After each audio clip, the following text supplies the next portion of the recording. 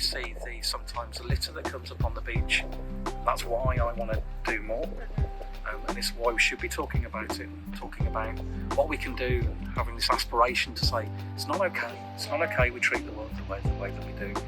But we can start with business and say it's not okay that we treat the business in the same way. What kind of things can people do to kind of manage their environment that has a positive impact on the planet? I just think it's the very basic stuff. Just don't drive as fast. Do you see what I mean? Because if you don't drive as much, you don't use as much fuel. Yeah.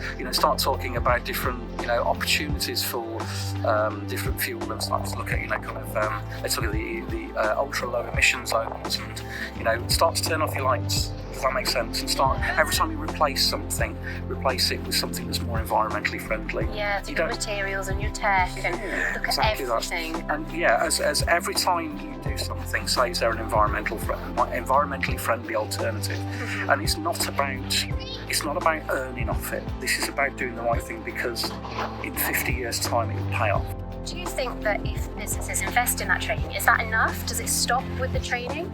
I think you start to learn about environment afterwards, because you can put it all into practice and say, look, I'm not going to change the world. I don't think anyone will, any one person anyway.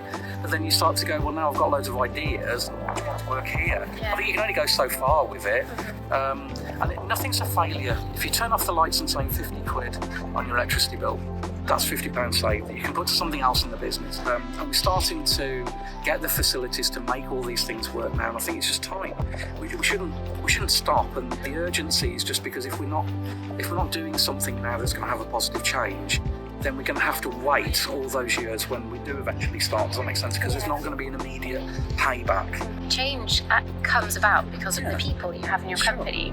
So not only are you training them, but you're also looking for new people that have those skill sets and have those interests that could actually change in your environment. Absolutely. That we concentrate when we train people. We train all of our operatives. We very rarely train all our senior management.